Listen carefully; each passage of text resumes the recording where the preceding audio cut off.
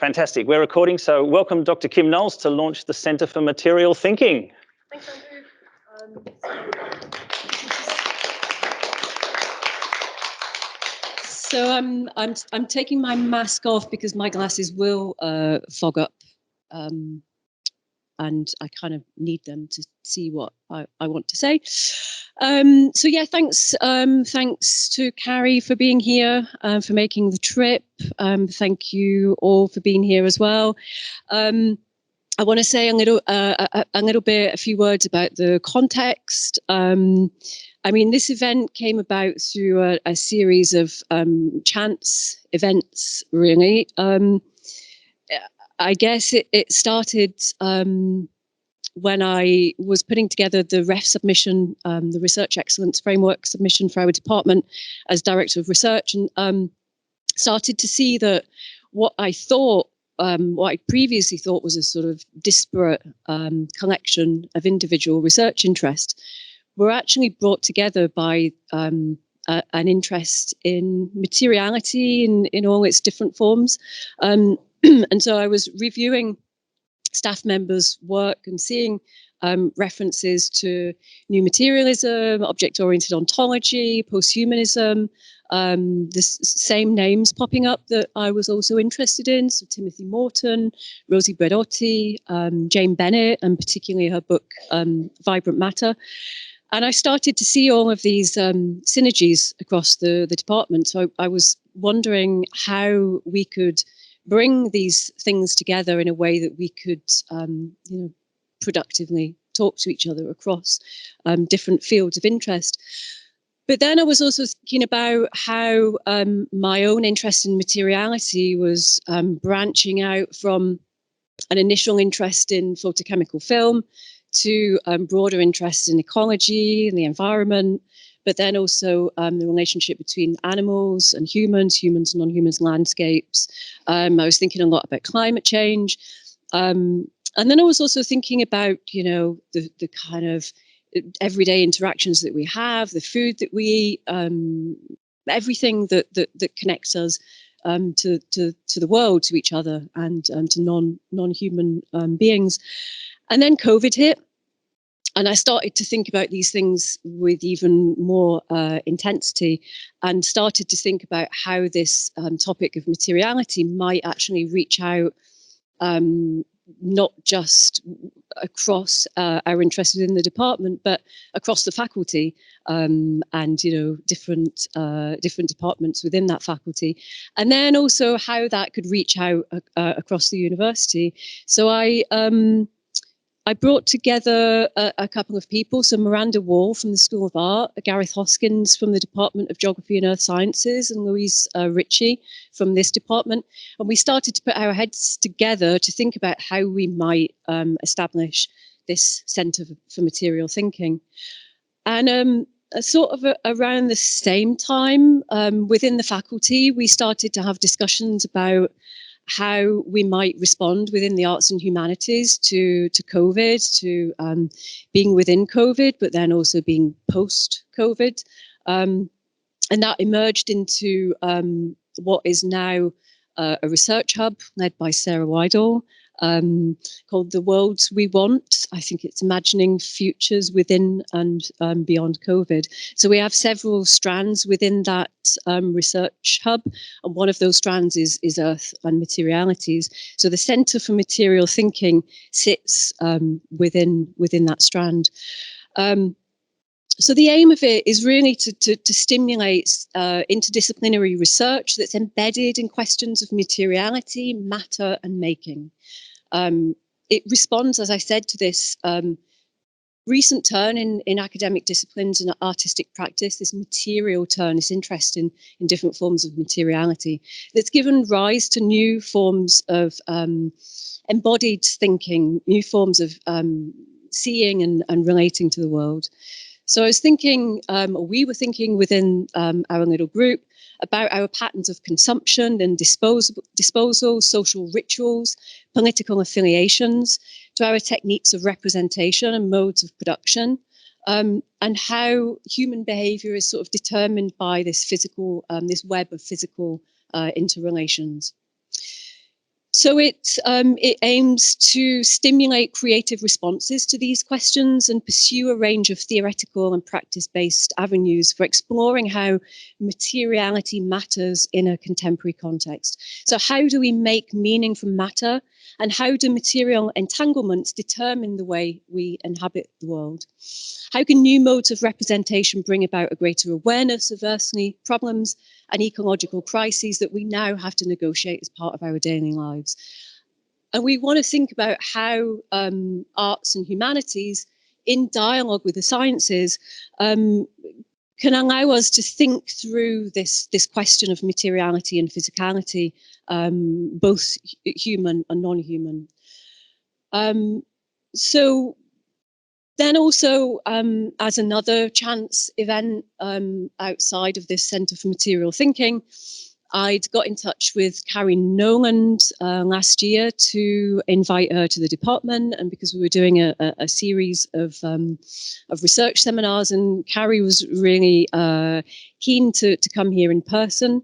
And so, you know, eventually we made that happen, and decided that we would have Carrie kind of launch this centre. So I'm now going to introduce Carrie. Thank you so much for being here and for helping us launch the centre.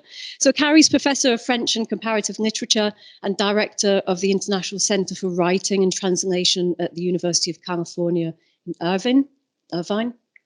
Currently, she's an invited researcher at the University of Grenoble's National Centre for Choreography, from where she's travelled to join us today. She's the author of 4 books and 2 co-edited collections that demonstrate her interest in experiment in the context of writing, gesture and dance, as well as her interest in exploring the relationship between artistic expression and political or social impact.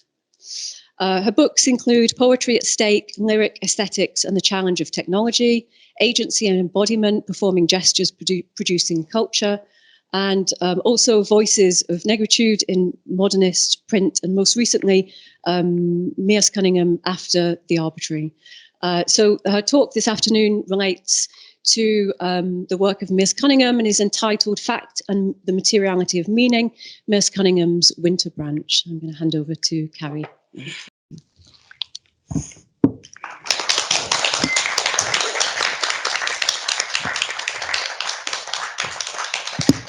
Well, thank you so much, Kim Knowles, and for making this possible.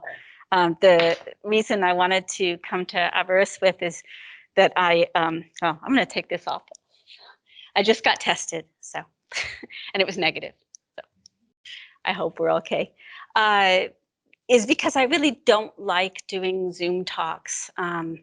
I infinitely prefer to be interacting with people rather than staring at myself in a small corner of the screen. So I'm really pleased that you came today. Thank you, and let's hope we all stay safe, right? So when I began preparing this paper a few months ago, thinking that it would be part of a conference on gesture and materiality, I happened to be reading a lot of philosophy, the classic phenomenological texts, yes, but also contemporary philosophers and theorists who write about dance and or gesture, in particular, Graham McPhee, Giorgio Agamben, Sally Ann Ness, Ann Packus, Rebecca Schneider, Diana Kuhl, Barbara Formis, and you'll kind of hear echoes of them, all of them throughout the paper. I was looking for tools with which to discuss the peculiar materiality of a danced gesture. Now, obviously, not all gestures belong to the art or social practice we call dancing, and not all dance is gestural, although this is less obvious to me. What I was looking for as I read through writings on the materiality of gesture was a way to address more accurately the relation between meaning and materiality as it is established by a dance. Simultaneously, though, I was thinking a lot about presence. This is due, of course, to the fact that starting in mid-March of 2020, presence was extremely hard to come by. Suddenly, those of us in performance studies who had been pretty well persuaded by the Derridian deconstruction of presence and immediacy, or by critiques of the ephemeral and the disappearing present, found ourselves bereft of a way to understand how bereft of presence we actually felt. What I mean by presence here is both spatiotemporal presence, being in the same space at the same time as another person, and so co-presence, and presence is a category of experience, being in the present, as frightening, vulnerable, ecstatic, even vertiginous, as though being present in or to our body means capitulating to its potentially pathological hold on our lives. I returned to Husserl. I started reading through his published works from one end to the other, and I'm nowhere finished. He wrote a hell of a lot. There seems to me to be something there worth encountering, a kind of bottomless pit of self-reflexivity that establishes and denies presence at the same time. I will try today to bring together all these strands, gesture, materiality, and presence, around a particular dance, Merce Cunningham's Winterbranch of 1964. My presentation may be a bit spotty because I'm collaging texts and overlapping angles of approach in a tentative manner, not having had the time or the interlocutors available to make a seamless whole. But maybe that's a good thing. Our co-presence can allow us to make something together. Still, I ask for your indulgence and also your lively participation and questioning at the end. I intend to take full advantage of the fact that finally we are co-present, together in one space, with all the joy and the danger that implies. And you will see how I will ask you to be present in a very particular way in a little bit. Let me begin with a quote by Cunningham himself, an essay of 1959 titled "All This Talking About Dance." I think that dance, at its best, as in all the arts, that best is rare, produces an indefinable and unforgettable abyss in the individual spectator. It is only an instant, and immediately following that instant, the mind is busy questioning, deciding, the feelings are busy agitating, confirming, or denying. But there is that instance, and it renews us. Cunningham attributed this ability of dance, or art in general, to open an experiential gap, an undefinable and unforgettable abyss, to the peculiar materiality of dance's medium, what he called, quote, the facts in dancing, that without which dancing would not be dancing. The English fact is from the Latin factum, meaning a thing done or performed, an action. Cunningham is thereby dragging the notion of dance's medium, its material support, in the direction of activity, behavior, and motion. For Cunningham, the materiality of dance is thus not the body, understood as some kind of molecular, chemical, physiological substance, but the body in action. Its fact is motor activity, which for Aristotle is the form matter takes. And this active factness is what I will associate in a moment with dance's gestural being. For now, let's stay with Cunningham's notion that dance, at its best, procures an instant that is both renewing and abyssal, renewing because abyssal, creative of a gap, and that this gap is due to the nature of dance's basic elements or facts. So my paper, if I can remember correctly, is divided into two parts. And then I have a few reflections and conclusions at the end. Part one.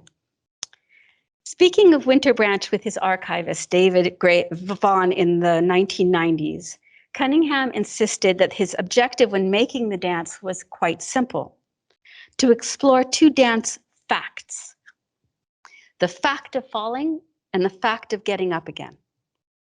I have a tendency to deal with what I call the facts in dance. In dancing. Winterbranch is a dance about the idea of falling, he explains.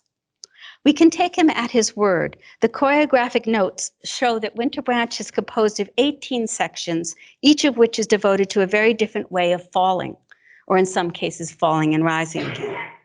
But Cunningham had begun working with isolated movements, categories, or families of movements, such as the fall, that he associated with one limb as early as the 1950s. By the 1960s, he had compiled a succinct list of facts of dancing, as in the choreographic notes for Crises of 1960, where we find the following list: bend, rise, extend, turn, glide, dart, jump, fall. The same list reappears verbatim in his notes for Rainforest of 1968. This indicates that for at least a decade, Cunningham was working with the same basic movement facts, and he never stopped working with them. He added twist or tilt as he went along. This analytical, surgical approach to movement was part and parcel of his allegiance to Acadian tactics of desemantization and de-narrativization, the quintessential articulation of which may be found in the permanent, sorry, I gave you the quote before, I should have, in The Permanent Art of 1952. Here he writes, "A thing is just that thing. In dance, it is the simple fact of a jump being a jump, and the further fact of what shape the jump takes." I want to draw your attention to the way Cunningham distinguishes two elements in his quote, a nuance that has not been adequately noted by scholars. Here Cunningham makes a very Aristotelian distinction about materiality. A thing is not just that thing. Rather, a thing is made up of two parts, a fact and a further fact, a primary matter and a form or a jump fact, and a shape fact, the shape the jump takes. What this means is that to compose a dance, say about falling, Cunningham would need to consider the shapes a fall fact could take. And this is precisely what he set out to do. For Sweet by Chance of 1952, for instance, he made a grid for each type of movement fact he intended to use. He filled in the grid with shapes that each movement fact could take. And here is the grid for falls. Yes, I can move without tripping over myself. You'll see up here the word falls, and then he puts in each grid, each square of the grid, a different fall. First, all forward falls on the top row, and then backward falls on the next row, and then sideways falls on the next row. So what you have here is a taking of what we might call the family falls, and then declining all the different types of species of fall that he can think of. It is true, at least in part, that Cunningham aspired to liberate the movements of modern dance from the carapace of a predetermined meaning, just as Cage had tried to liberate sounds from the meaning-giving system of harmony and counterpoint. Harmony and counterpoint are systems of relation, systems that defined a sound relationally, giving it a value vis-a-vis other sounds, as opposed to valuing it in itself, like seeing stars outside of the constellation that gives them cultural meaning. Think, for instance, of Orion's belt, right? The fact that we call it Orion's belt gives each individual star in that constellation a certain meaning vis-a-vis the other star. But that's an imposition that we make onto what are just stars. In his interviews, Cunningham presented himself as working against a tradition that approached movements as part of a continuity or a constellation, a necessary sequence or configuration, with each movement or star assigned a specific distinct meaning. During Cunningham's early years, this tradition would have been exemplified by someone like Ted Shawn, who wrote in Every Little Movement on François Delsarte, published in 1963, the same year when he began working on Winterbranch, that every movement is linked to a specific emotion. Following the popularized version of Delsarte's theory, Shawn, instead of segmenting the body as a plastic force, as Cunningham would do, abstracting it from expressive and emotive functions, Shawn actually worked to reify cultural associations between a movement and its purported meaning. In Cunningham's terms, Shawn, like many modern dancers, closed the gap or covered over the abyss created by art at its best, that instant of undefinition that renews because it detaches. Shawn devotes several pages of Every Little Movement to the fall, pages in which he argues that falling is an action that always bears negative or evil connotations. Now, this is precisely the kind of connotative process that Cunningham hoped to short circuit. Alluding to the dance of the 1940s when he was in Martha Graham's company, he recalls that, quote, "It was impossible to see a movement in the modern dance period not stiffened by literary or personal connection. And it was in order to loosen the bond between movement and meaning that modern dance theory imposed that Cunningham emphasized the articulation and isolation of the body's movements into a set of discrete facts rather than the plasticity of the body's motions as a set of affects. At the same time, though, Cunningham knew that a fact in dancing could not appear on its own. It is always accompanied by a further fact, a shape, and that shape is, in the first instance, the form the fact takes, as we saw in the grid, and in the second instance, the form that form takes when performed by a specific person. From the beginning, Cunningham was highly attentive to the idiosyncratic shapes formed by the dancers with whom he worked. His habitual practice was to initiate a dance by examining the dancers he had to work with. What kind of shapes did Viola Farber's limbs and torso carve out in space? How specifically did Carolyn Brown leap or glide? Sometimes he would fill his grids of facts with the shapes that a particular dancer presented to him, giving each of them their own gamut of movements from which he would select, via a randomizing process, a movement series. Thus, from the start, a jump was not just a jump, but a Merce jump, or a Viola jump, or a Carolyn jump, and so on. A fact and a further fact. A person dancing, a fact made present, or really co-present in space. Paradoxically, and I think this is what makes Cunningham into such an interesting case as a choreographer, as soon as the fact was seized as a person dancing, in other words, a fact that's shaped, it's no longer simply a fact, or an entire phrase, Cunningham had to translate it once again into a cipher, a building block, a material to build other beings with. How did he do this? For Winterbranch, as for most of his dances, he crafted a group of phrases using shapes in the grid and assigned each one a symbol. So he made these little geometric signs, and each one referred to a different phrase in the dance. So that which had already been kind of phenomenalized as movement by a particular body in a particular way, he then retransformed into a kind of token that he could manipulate to make it again into something kind of factual that could be kind of wrenched out of its context. And pay attention to this first one, number 2, together, MC is Merce Cunningham and CB, Carolyn Brown,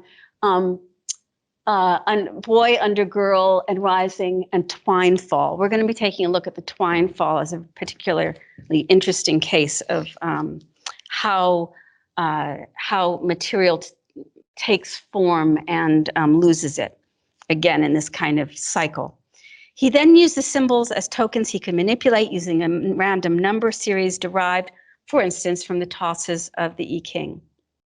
I'm guessing. He says nothing in his notes about how he came up with the order of the falls, but he does write more generally that in Winterbranch, quote, "What was involved was the act of falling, that is, going off the balance of 2 feet onto the ground. Falling, unless one wants to stay there, presumes the act of rising, that is, getting up onto 2 feet again. So that Winterbranch began with the physical fact of a human being falling and rising. Other factors, visual and sound factors, entered later, not to change the original, but to add to it." Now, before I introduce what these other factors were, the visual and sound factors that make the scenography, to use your word, of the dance, I want to give you a sense of what the dance looks like without them, in its most denuded state, a state in which the physical fact of falling and rising might be more easily discernible. During the dance's life in the repertory of the company, a full performance was never filmed. And the only film versions we have are from the 2016 reconstruction by dancers the Opéra de Lyon and a partial version rendered by Alla Kovgan for her 2019 film Cunningham. And I'll show you a quick clip of that later. However, I was able to access at the New York Public Library videotapes of 2 rehearsals of the full-length 23-minute long dance. And I'll show you one of these rehearsals performed by Cunningham's repertory understudy group in the 1970s, featuring Catherine Kerr, Valda Setterfield, Meg Harper, Chris Komar, and Robert Kovich. And here is the fall that begins the whole dance, called the slow fall. I want you to think about, while you watch it, if this is a fall or not, a slow fall. I have to futz around with my computer to bring it on the screen. And this is a repertory company. Well, so they're rehearsing, and they're not as beautifully trained as the dancers that you're going to see in the Alakovgan film, or that you would have seen dancing at the Opera Ballet of Lyon, which is already interesting. I'll show you several clips from this, but now I'm going to just begin with one now. So this is the beginning of the dance called Slow Fall. Watch it carefully.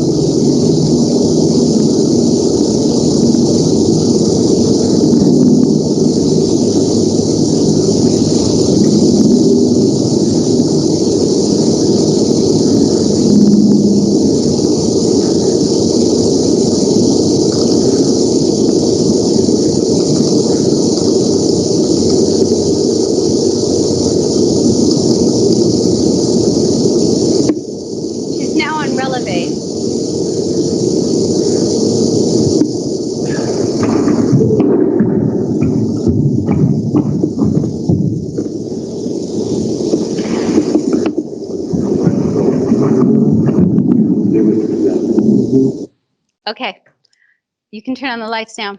I'm going to take full advantage of the fact that we are present together, and I'm going to ask you to do the slow fall. I have my reasons. So I want you to stand up, and I realize you're not a dance group, a few fewer dancers. Bear with me. Do whatever you can. You're not obliged to. If you don't feel comfortable doing it, you don't have to. You can watch me for cues, but I want you to experience this, okay? So she begins with her arms up, and she's going to reach all over. It's not immediate down. She goes out with her arms, and her legs are straight, and she curves over more and more and more until her hands are basically on the floor or close to the floor. And when she gets there, she starts to bend her knees. And then she's slowly raising her arms, and then she goes into releve down here. So you have to be on your metatarsals. Your heels are off the floor. You take your arms up over your head. Your heels are off the floor, and now you're going to straighten up. You're going to stand up, keeping your heels off the floor the entire time. You're going to stay in releve the entire time. Your arms are taking you up, up, up, up, up. You're still on releve, and now you can come down. Whoa, you guys did great. That is not easy. What did you feel? What did you feel when you were doing it? Like a bit out of shape. What? That you're going to fall. Yeah, yeah. I'm sorry? The resistance to the fall. Okay, how are you doing it? How are you resisting the fall? Center of gravity over your... Okay, okay. While you were moving your arms, right? So you had to actually be doing one thing with your arms and having the center of gravity right on your metatarsals, right? So you really had to worry about where your hips were and how bent your knees were. And yeah, you wanted to say something? I was just like climbing. Yeah.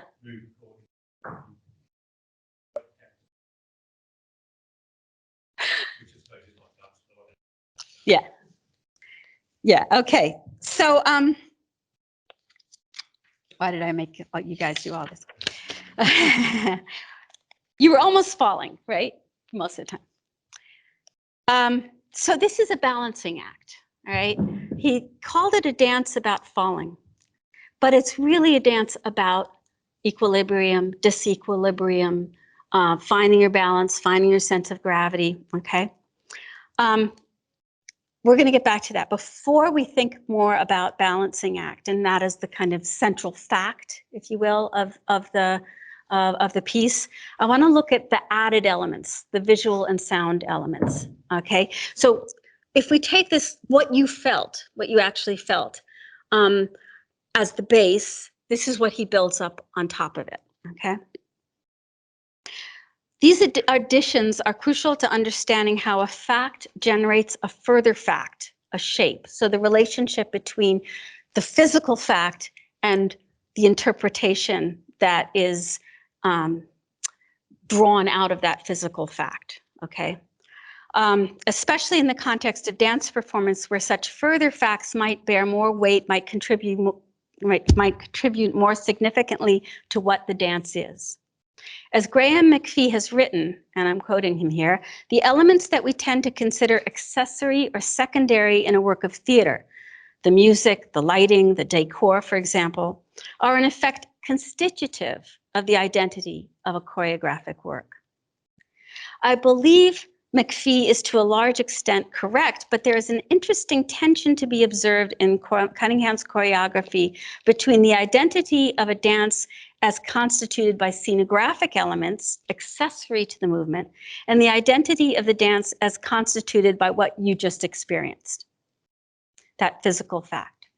Given how deliberate Cunningham was about adding these accessory elements, which I'll get to in a minute, it would be legitimate to ask whether he did, in fact, work to keep them from over-determining the meaning the work would assume for an audience, the interpretations it would generate.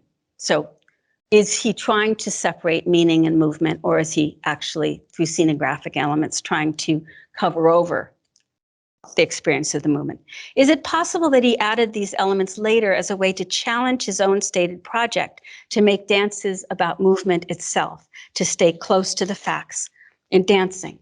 What precisely were these added accessory elements, and why would he have given himself that challenge in 1963, 1964 in particular? And this is where the question of politics in art begins. From the physical fact to the scenography and the interpretation.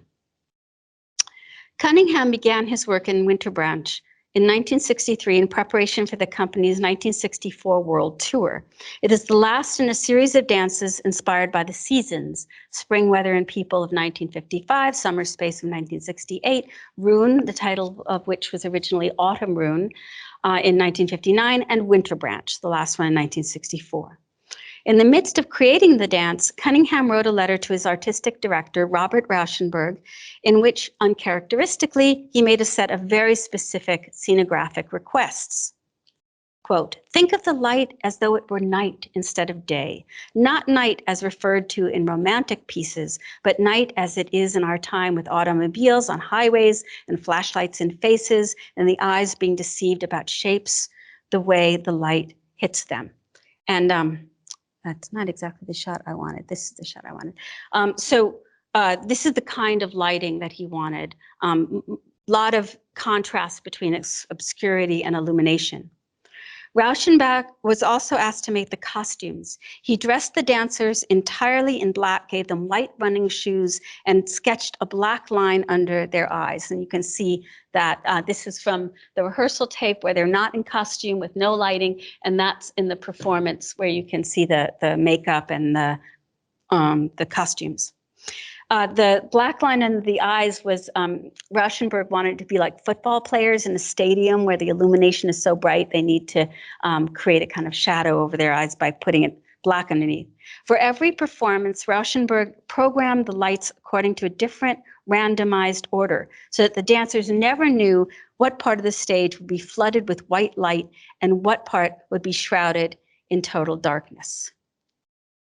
Oops, sorry. So that's kind of what it looked like in the performance. And a lot of the audience complained at the 2016 reconstruction in Lyon because a lot of the dance was in total darkness and nobody could see it. Lamont Young was responsible for the music. He offered his composition two sounds, which juxtaposes a sharp, irritating sound produced by scraping an ashtray across a mirror, and a low, vibrating sound produced by stroking a piece of wood across the surface of a gong.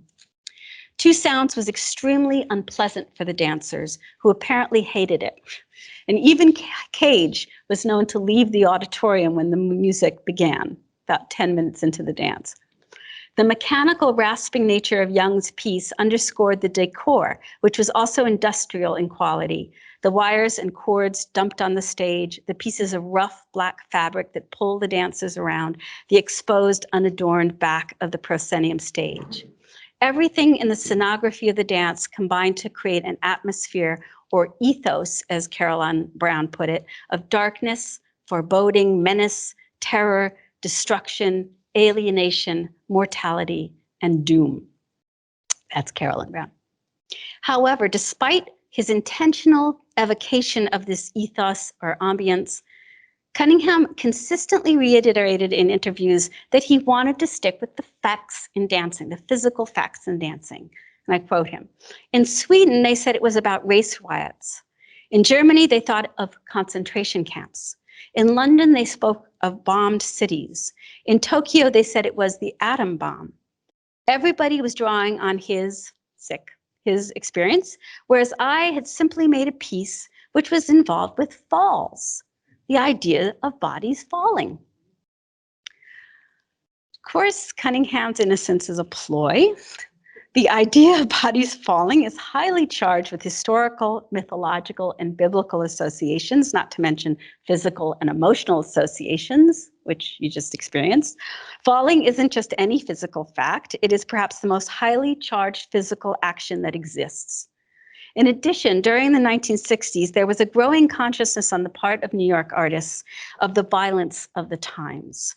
If we look a little further into the historical context of Winterbranch, we can see that Cunningham's decision to create a dance about bodies falling in 1963 was by no means arbitrary. That is, there is nothing random or chancy about it. 1963 was not only the year when the protests against the war in Vietnam began to pick up, it was also the year of the Birmingham race riots, Birmingham, US, provoked by the bombing by the Ku Klux Klan of the parsonage of Martin Luther King's brother on May 11th. So these are some of the images that were taken at that race riot, and they will resonate with the clip I'm going to show you of the dance in a little while. I just want to show you also, this is one of the dancers from the production of the opera Opéra de Lyon. You can hardly see it because of the darkness, I'm sorry, but she's being dragged off. There are a lot of scenes in which bodies are being dragged off, which is highly reminiscent of this. To get a sense of how deeply these scenes of beating, falling, and carting away of bodies had entered the imaginary of artists and the general public, we can look at the seriographs of Andy Warhol, completed in 1964. These were after a photograph by Charles Moore that was published on May 17, 1963 in Life magazine. In other words, just around the time that Cunningham was beginning to think he would make a dance on falling. Now I want to show you the clip that I spoke about from the film by Alla Kovgan. How many of you have seen Cunningham, the 2019 film? Yeah, very few of you, okay. This is a clip from the film. I think it's a remarkable piece of film. I'm very grateful to Alla for lending it to me. I asked her for it, she sent it to me. She was also incredibly helpful throughout my entire writing my book. But I'm going to show you the clip, and you will get a totally different sense of the dance from the one that you experienced so far. Can we turn down the lights again?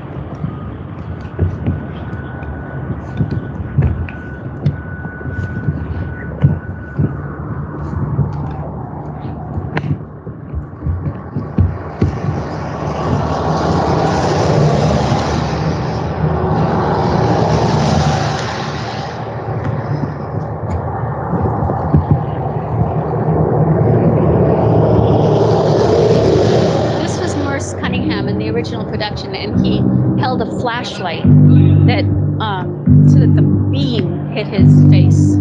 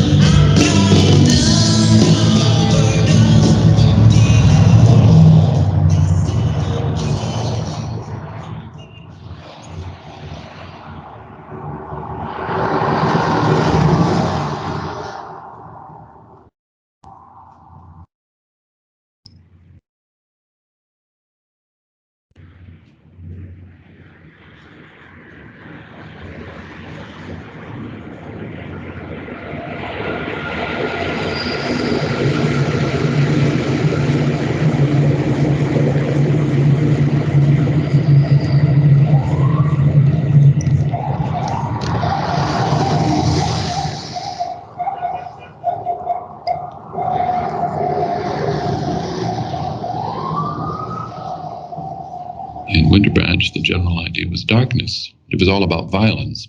I'm interested to hear you say it was about violence, because I think on the whole you don't like these interpretations. You see, this piece, by the combination of the elements, produces this violent display. But the kind of violence it produces is special to each spectator. One was race riots, and one was atomic bomb, and one was concentration camps, and on and on.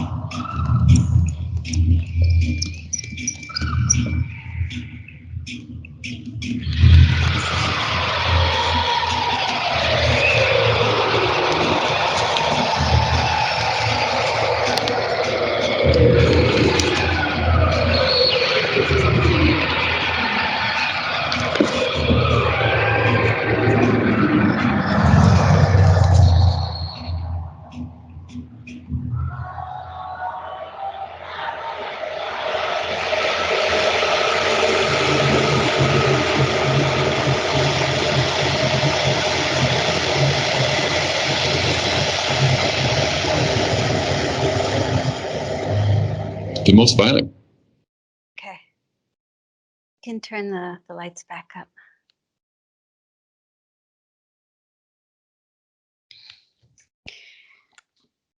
So there's so much we can talk about in this clip. I kind of want to hold off and get through my material, and then hopefully during the Q&A we can talk more about what Alakovgan did to the basic facts in dancing.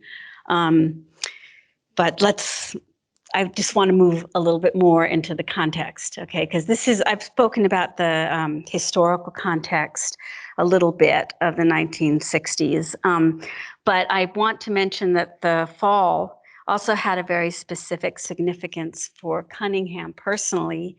My study of the choreographic notes reveals that throughout his career, he was fascinated by the image of one fall in particular, that of H.C. Earwicker, the hero of James Joyce's Finnegan's Wake.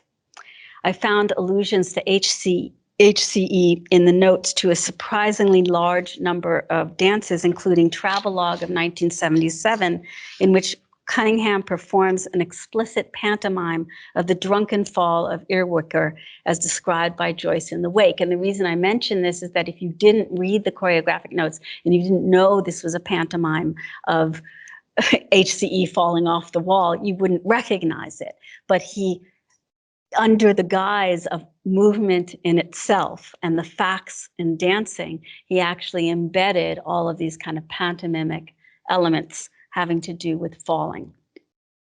There is one last context we need to consider, and that is the disciplinary or dance world context of Winterbranch's emergence in 1963. Within the Greenwich Village dance scene, an exploration of falling, of losing one's balance, was without doubt the single most important choreographic motor. And balancing a play of falling and rising might very well be the most important choreographic motor of any period, at least since the development of narrative dance out of the court ballet of the 16th century. Doris Humphrey based much of her choreographic practice on two central actions, fall and recovery. Rudolf von Laban was fascinated by variations in the body's weightedness, and Martha Graham explored the effects of gravity on movement, using the floor as a prop in a way that had never been done before. Given the importance of falling in the history of dance, it is not surprising that Cunningham would take it up as a theme in Winterbranch. Especially in 1963, explorations of weight, gravity, and balance were the order of the day. Coincidentally or not, the same year that Cunningham began work on Winterbranch, Tricia Brown presented Lightfall at the Judson Church on the 30th of January, 1963. And I've queried so many of the Cunningham kind of entourage, his former dancers and the people in his orbit to find out if Cunningham went to that performance at the Judson the Judson Memorial Church, and I haven't gotten an answer. People don't seem to know. Based on a single directive, fall, that's what Tricia Brown said the dance was about, fall. Lightfall is comprised of actions leading inexorably to slides downward and losses of balance. One dancer, here Steve Paxton, leans over like a football player while his partner, Tricia Brown, leaps on his back and tries to sit down. Later, Paxton would make the subject of balance and weight shifts into an entire choreographic program, creating chute, which is French for fall, in 1972. I'm examining, he says, Paxton, I'm examining the passage from up to down. That's what he states in the Contact improvisation video. Paxton's formulation seems significant to me. The passage from up to down. If Cunningham presents the fall as a fact, for Paxton, the fall is a passage. However, the distance between the two terms is small. They are both related to the root word action. Passage is from Latin passus, the action of passing from one place to another, and both situate this action in disequilibrium as a transitory state between up and down. Dancer and dance theorist Hubert Goddard, considers this transitory state, this disequilibrium, to be the essence of dance. In his vocabulary, dance is gestural. Dance is geste, precisely insofar as it is passage between. Sorry, my computer always does this.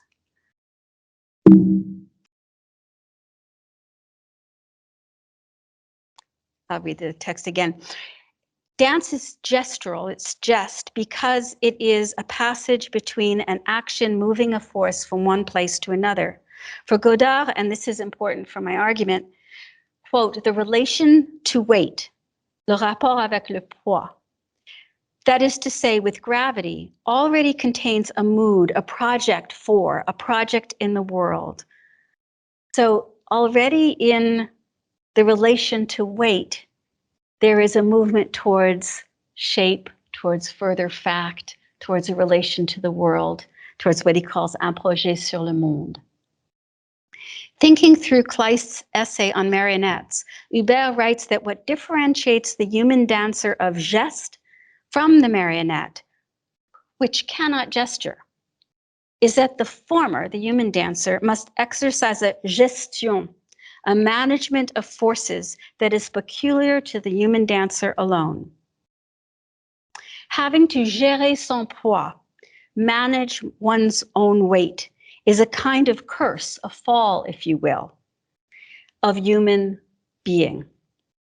The human never completely achieves the grace of the marionette, which is released from gravity.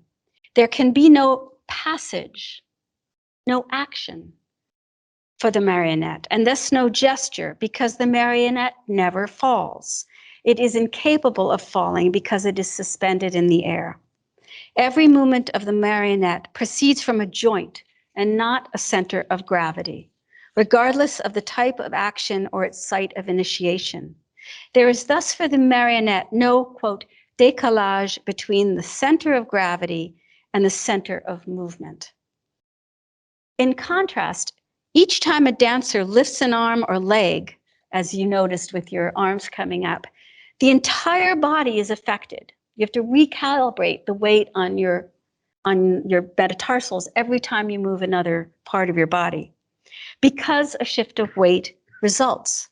And for the human dancer, a shift of weight always involves a moment of disequilibrium, a momentary loss of balance, a potential fall, a passage over an abyss. In a sense, the fall is the very emblem of dancing as passage, as gesture, or in Giorgio Agamben's terms, as an action that exhibits itself as action, as medium, as in between, moving from one point to the next. For Cunningham and Godard, however, not Jean-Luc, but Hubert, as opposed to Agamben, this in-between passage of the gestural is not the pure medium or pure means, but rather its very impossibility. Dance as gesture is not pure materiality, as if that could exist, but materiality in its passage toward form, towards the further fact and the further fact and the further fact. If, as Godard writes, the marionette is the, quote, bearer of a pure sign simply because it doesn't have to manage its own weight. In contrast, the human dancer is prey to, quote, that affective hesitation that creates a distance, a gap between the center of gravity and the center of movement. It is in the gap between the center of movement and the center of gravity. It is in this tension that the expressive charge of gesture resides. If we return to the quote from Cunningham with which we began, we might want to rethink what the abyss he is describing really allows. Quote, dance produces an undefinable and unforgettable abyss, he says. It is only an instant, and immediately following that instant, the mind is busy questioning, the feelings are busy agitating.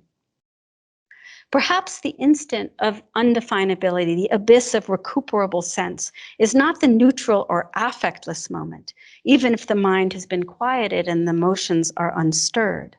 On the contrary, this instant allows the, quote, affective hesitation, the action, mood, or project responsible for what Godard calls the expressive charge of gesture.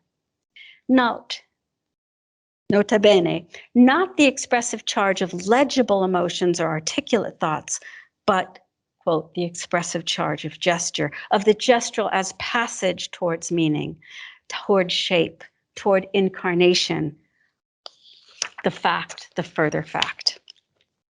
And now my conclusion. And I need my screen. I said I would show you a few more clips from that rehearsal, and that is what I want to do. I now want to return to a few episodes on that rehearsal tape that I showed you previously. First, the episode Cunningham called Holding Body Up by Arm, which you already saw in Alakovgan's film. And second, the episode he called the Twine Fall. All right, I'll show you two versions. This will take a little doing because I have to find them on the tape. I have to go to 7/4.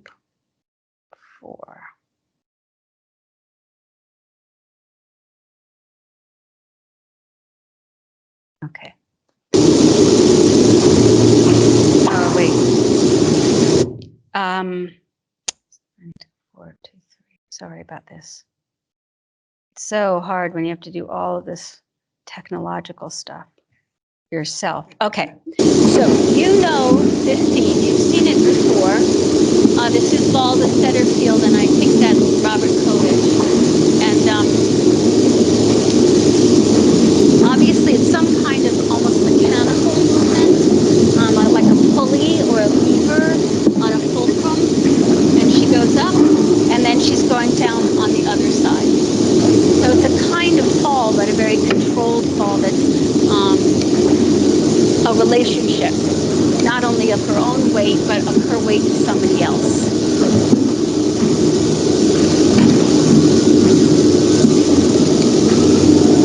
And then she really becomes weight when he has to pull her across the floor. As if she were almost a dead weight. Okay, now I want to show you the Twine Fall. I'm just going to show you this one clip because we're running out of time. I'll describe what happens. The Twine Fall happens 3 times in the dance. 18, 28. It's not this little phrase, which you've already seen, but it's close enough. It happens 3 times in the dance, and the first time it's 1 couple, the second time it's 3 couples, the third time it's accelerated so quickly that the couples fall out of the twine fall. In other words, the first time it's very beautifully done. The woman wraps her body around the man's back, and I'll show you the one where they fall out, where this is the end of this phrase that you already saw, and now we'll go into the twine fall.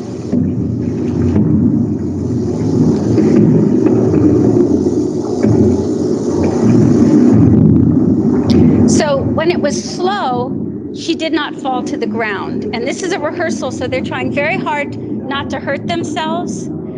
In the performance, a lot more energy has to go into it so that she actually does fall to the floor in an uncontrolled way. Okay. In 2016, I had the opportunity to observe 3 weeks of rehearsals of the reconstruction of Winterbranch by the dancers of the Opéra de Lyon, directed by former Cunningham dancer Jennifer Goggins. I will shift to images from that reconstruction now so that we can examine the 2 sequences a bit more closely. First, as you saw early on in the dance, a man and woman enter into a duet that resembles the awkward maneuvers of a mechanical pulley. One serves as a weight against the other. There she is coming down. And then you see the twine fall, in which the woman places herself on the back of the man. And here is the full and more kind of virtuosic performance by Noélie Cujo in the 2016 performance. In both cases, the pulley and the ball and socket, the woman rolling over the man, the falls are carefully controlled, and we observe a calculated and steady displacement of weight as the woman holds herself rigid, manipulated, but also protected by the motions of the man. You can contemplate their skill as they do so until the last part, the last time we see it, where the woman is pretty much just tossed to the floor. So the fall becomes apparent as opposed to the kind of movement that you were all doing, which is heavily controlled. At one point during the rehearsals, I was able to ask the woman who performed it, Cherry Moon, what she thought it meant, what she was imagining as she executed the phrase. Her answer was that she had no time to think about what her gestures might mean because the balancing operation was so difficult to execute properly. The challenge, she said, was to remain conscious of what her partner was doing every moment, to adjust her movements to the micro adjustments of his back, to attend to the slow but inexorable shifts of his weight beneath her prone frame.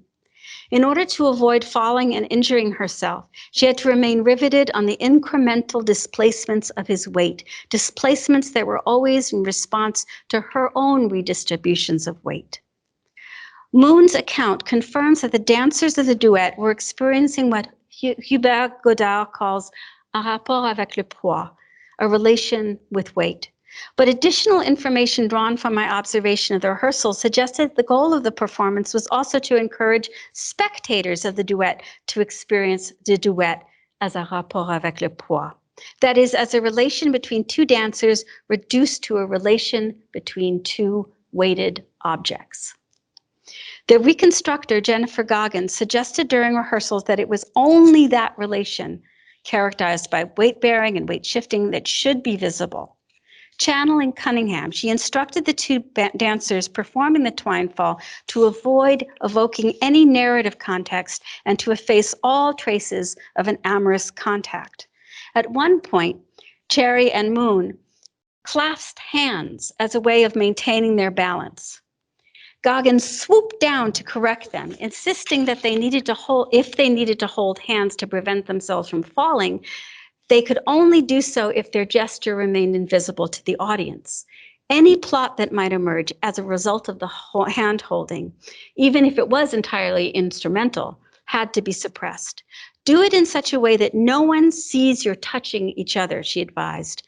In effect, she was making sure that the two dancers could only appear, could only be one for the other, instances of eloquent weight. It is on this image of eloquent weight that I want to pivot toward my conclusion. Earlier in my talk, I evoked Aristotle's theory of materiality and suggested there is something Aristotelian about Cunningham's approach. Summarized briefly, and I mean briefly because it's complicated, Aristotle's theory as presented in the Metaphysics is that the potentialities of anything we call matter are relative to the form of that matter. In other words, matter doesn't appear in itself. It is always in passage, always in relation to the form it is in the act of taking. Matter is thus either in the process of taking form or in the process of losing form. And think here of the heaps of fallen bodies that appear at the end of Winterbranch, heaps that fall and rise up again, and the changing hand-holding patterns of conjunction in the clusters when the dancers stand up, an emphasized reprisal of random algorithmically derived form. In other words, the dancers, when they fall, rise up again and change the pattern of the hands that they're holding when they have risen. And it took them a very long time during rehearsals to learn that pattern because it was so intentionally about form as opposed to letting themselves go and fall to the floor. Cunningham was underscoring the distinction for the dancers, what they had to be thinking about when they did it. For Aristotle, matter is present in the form that actualizes it, but also in the force that threatens that form, that forces form's change. Another way of putting this would be to say that matter is relational. It is a coming into presence in relation to a potential form it can take. Envision an active, in-motion body leaping over an abyss, a body that then takes shape as it falls into outstretched arms. So the taking shape being a kind of landing into form. Making weight eloquent. And that's really the goal for Cunningham. How do I make weight eloquent? How do I make it speak without making it say something? Making weight eloquent, making it speak to another weighted body, is one way to reveal the gestural materiality of dance, the materiality on the way to form, the way it oscillates between action and sign, the fact and the shape that fact takes. In the words of Performis, a gesture is not simply mechanical like a movement or a marionette. That is the kind of movement that a marionette can make, nor is it fully semantic as a sign might be. Gestures create relations, writes Formis. They are intrinsically relational. They emerge, she says, in a situation where a response is possible. I would add that gestures emerge when somebody's weight can shift, when someone moves in between, is being passed or is passing weight along. And now, with this illusioned passage to relationality, we're squarely in the realm of Husserl, for whom all being is intersubjective, a co-presencing, a being with, a shared world of gravitational pull, for instance, or what Husserl would call a, quote, system of location, or a, quote, we-centered space. But with this move towards Husserl, I go in another direction where my footing is less sure, where I'm in the process of feeling things out, where I can risk falling again. That's it.